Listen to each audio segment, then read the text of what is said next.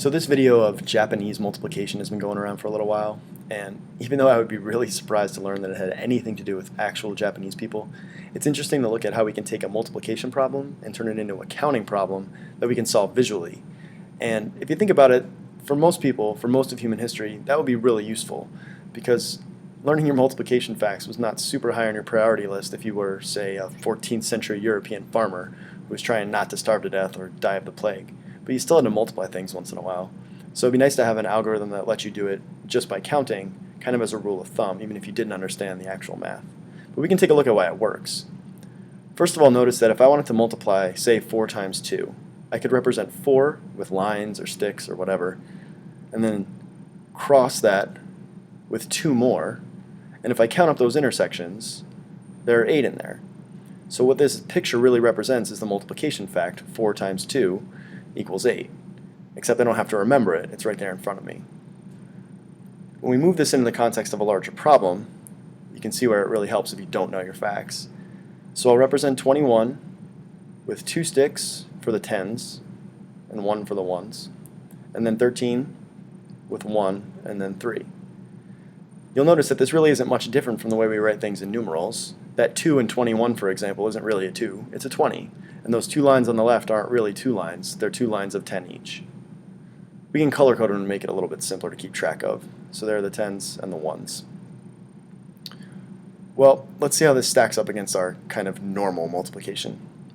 If I start off on the right with 1 intersecting 1, there are 3 of those intersections, which corresponds to 1 times 3, and I leave it in the 1's place. On the left, if I count those 2 intersections, that's really 2 10s and 1 10. So that 2 is not really a 2, it's a 200. 20 times 10. And then in the middle, I have red intersecting green. So up here, that's 2 10s times 3 1s, which gives me 60. And then down here I have 1 10 and 1 1, which gives me just, well, 10. So that's a total of 7 10s. And you can see that that matches up with our multiplication on the right. Some of you may recognize that as the partial products algorithm you probably learned in school at some point. If we want a little bit trickier problem, one that requires regrouping, we can try 123 times 321. There's 3 hundreds, 2 10s, and 1 1. And let's color code them again. Hundreds, tens, ones. Well, if I look out here where my 1s intersect my 1s, I wind up with 3 intersections. And so I leave that 3 in the 1's place. Next up, I have yellow intersecting green, which means I'm getting 10s and 1s. So out of that, I'm going to get 10s. If I count up those intersections, there are 8. So 8 goes in the 10s place. On the left, I get 3 intersections, but that's hundreds and hundreds, which gives me 10,000s. So 3 goes in the 10,000s place. Now I have red and yellow, so that's hundreds and tens, which is going to give me thousands. If you count them up, there are 8 of those. And in the middle, I either have red intersecting green, which is 1s and hundreds, or I have yellow intersecting yellow, which is 10s and tens. Either way, that's the hundreds place. And if you count them up, you wind up with 14 hundreds. Now, just like in regular multiplication, that's a problem. I can't have 14 in the hundreds place, so that really is 1,400. So I take that 1 and I bump it over to the thousands place, and I wind up with 39,483, which happens to be the correct answer. If we want to simplify things a little bit for ourselves, we can take a look ahead of time at where our intersections are going to leave us, and we can write out some placeholder zeros. For example, these are hundreds times hundreds, or 10 squareds times 10 squareds. That multiplication is going to leave me with 4 trailing zeros, because 10 squared times 10 squared gives me 10 to the 4th. So that 3 I get when I count up the intersection tells me I really have 3 10,000s.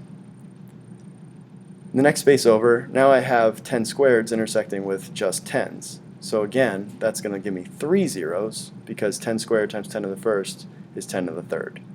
So when I get those 8 intersections, that tells me I really have 8,000s. If I bring the 1's place into the mix, now I either have 10 to the 0 times 10 squared, which is 10 squared, or I have 10 to the 1st times 10 to the 1st, which is 10 squared. Either way, I get 2 trailing zeros in the hundreds place. So when I count up those 14 intersections, that tells me I have 14 groups of 100.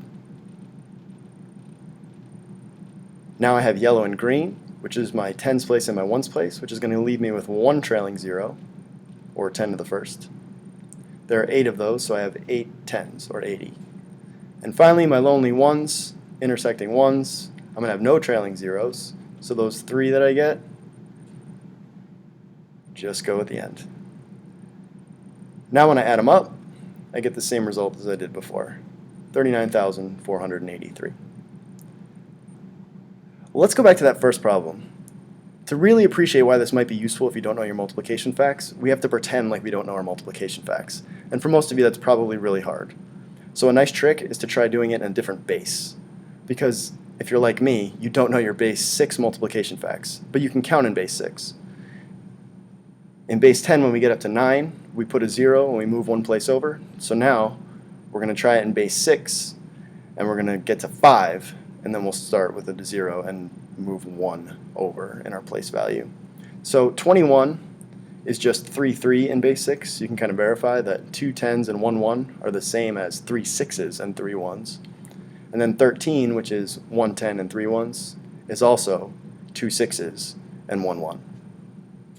So now we can draw our picture just like we did before.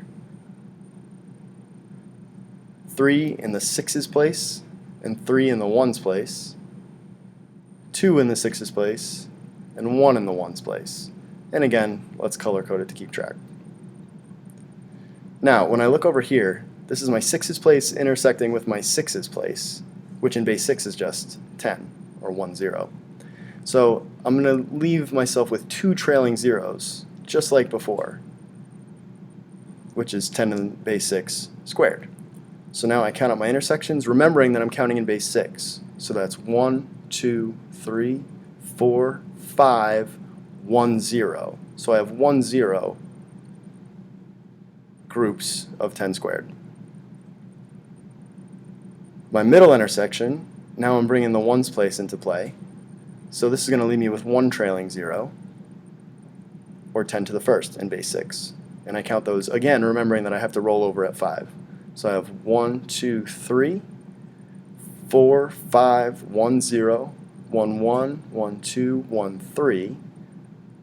So I have 1 3 groups of, let's say, 10s. My 1s I treat just like my 1s, and I have 3 of those.